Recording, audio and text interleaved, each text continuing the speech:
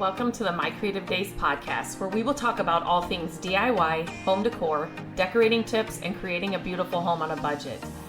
I am hoping our time together will spark a creative idea, help you plan your next DIY, or inspire you to finally tackle that project you keep putting off. Grab your favorite cup of motivation and let's chat.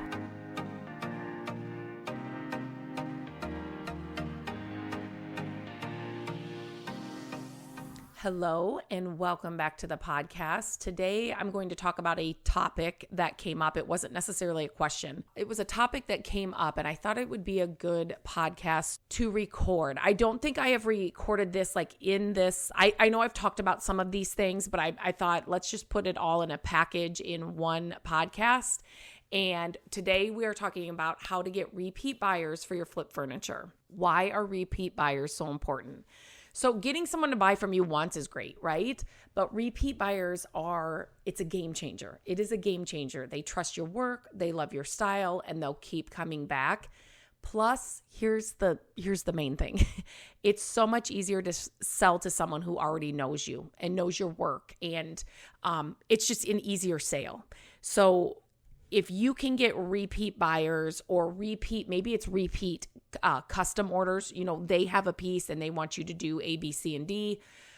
It's just less work of having to, go and find a buyer. So those repeat buyers are a complete game changer. Number one, you want to deliver consistent quality. So when people know what to expect from you, they'll want to buy again, right? So double check your work.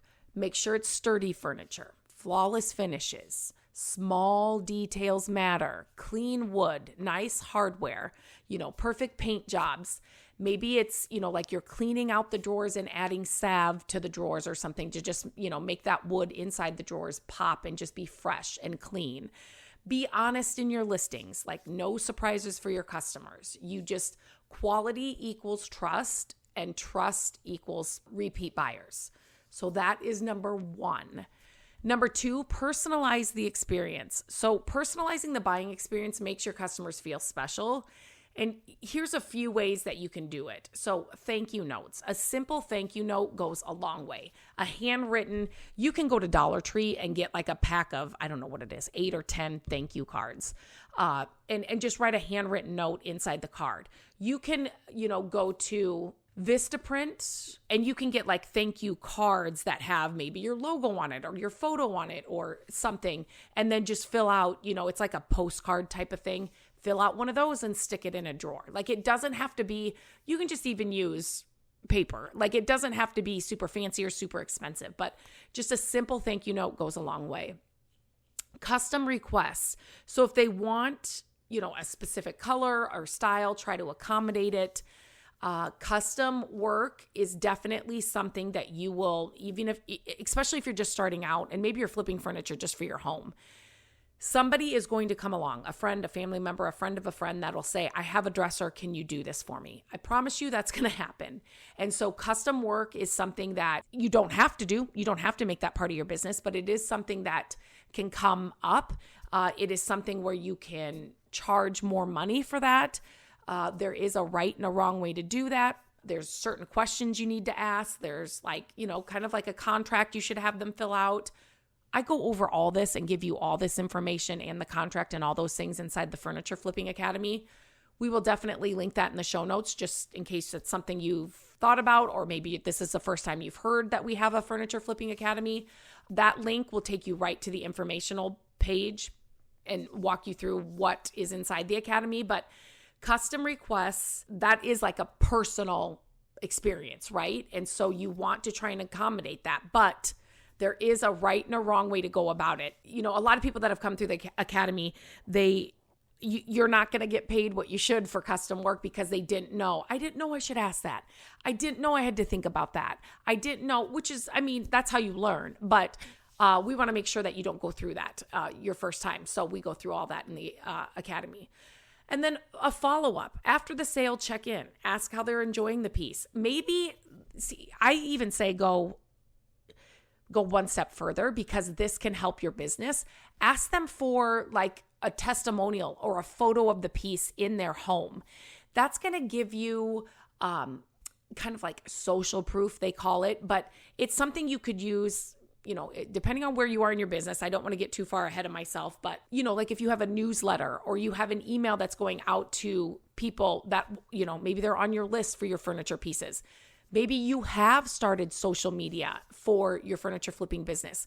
And these are just like this social proof to say, this dresser that I got done, and maybe you've taken your Instagram followers, let's just say, through the process of making that piece over. And now you've got a photo of it in the house, or you've got, they have sent you a message. You can just, reach out to them, follow up, see how they're liking it, see maybe what feedback they give you. And then you can use those positive feedbacks and those photos that they may send you to build your business. So making them feel valued is a big reason they'll return. So just personalizing that experience. Okay, the next one, stay engaged with customers, even when they're not buying, right? So I kind of talked about this. So email newsletters, keep them updated with new pieces and sales. So if you're just selling locally, which is totally fine, get the people that are reaching out to you or the people that have bought from you, get their emails. If somebody locally, I don't know, just reached out to you, asked a question, if you can get them on an email list and then send monthly, weekly, whatever you want to do, newsletters, and just like telling your customers or potential customers what's going on, new pieces that you've got in the shop, new colors you're wanting to try, anything you can send in a newsletter. That is a good way to stay engaged with them. Social media, I kind of talked about this. This is what happens when I go off on a side tangent. I'm already ahead of myself in the podcast. Social media. So where you share behind the scenes content, like I said, maybe you walk through, a dresser makeover from start to finish. Engage with the comments. You just want to keep your customers engaged and you want to be keeping them in a conversation, if that makes sense. Ask questions. So polls and feedback. Again, I kind of talked about that before. On Instagram or Facebook can keep them involved. You just want to stay engaged with either your ideal customer that you already have, maybe it's locally, like I said, or it's your ideal customers that you're reaching on social media. And even if those people aren't buying from you, if they are, somebody that locally you would be selling to, those are your people on social media that you want to, ask polls, ask questions, ask just to get feedback so you kind of know what people are wanting or looking for when you're going to, when you're doing your projects. So just by staying on their radar, you're more likely to get repeat business. This next one's a good one. So offer referral discounts. They work wonders. So offer a discount for customers who refer a friend who buys from you. Keep it simple, right? But it helps spread the word and brings them back for another purchase. So like an example, get 10% off your next piece when you refer a friend. Like it just has to be that simple, right?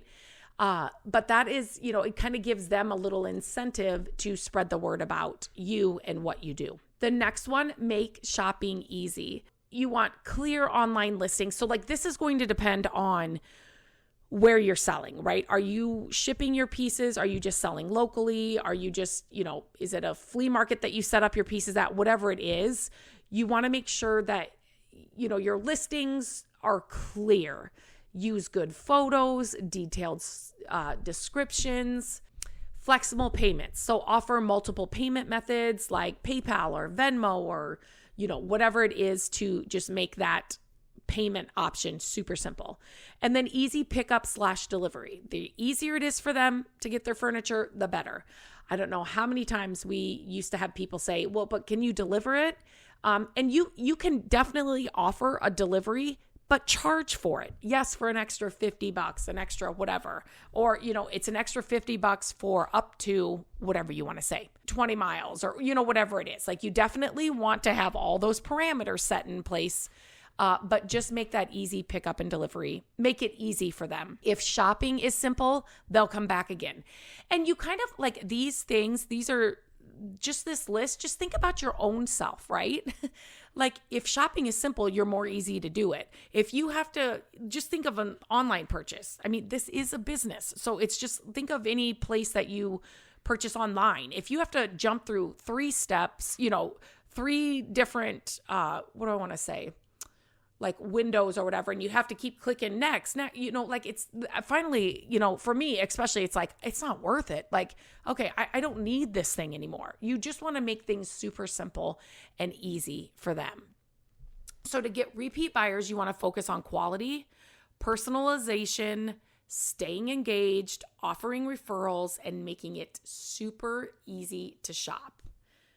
So that is it for today's episode. If you enjoyed this podcast and found it helpful, I'd love it if you would take a minute to rate and review the podcast. No matter where you're listening, whether it's Apple Podcasts, Spotify, or anywhere else, your support truly, truly helps us. It not only helps more people find the show, but it also lets me know what kind of content you're loving. So if you have just a second, and it's just seconds, tap the stars, leave a quick review, and know that I appreciate every single one of them. Thank you so much for being here, and I'll talk to you next time. Hello, friends. Thank you so much for listening to the podcast. I'm grateful that you tune in every week and that you share the show with your family and friends. I love having creative chit chats with you, and my hope is that this podcast will inspire you to try a new project, start a DIY that you've been putting off, and decorate your home exactly how you want it. There are a few ways you can help us with the podcast. Follow the podcast so you don't miss an episode. And if you could take a few minutes to leave the podcast a review, that would help us so, so much. Again, thank you for being here, and I look forward to our chat next week. Bye-bye.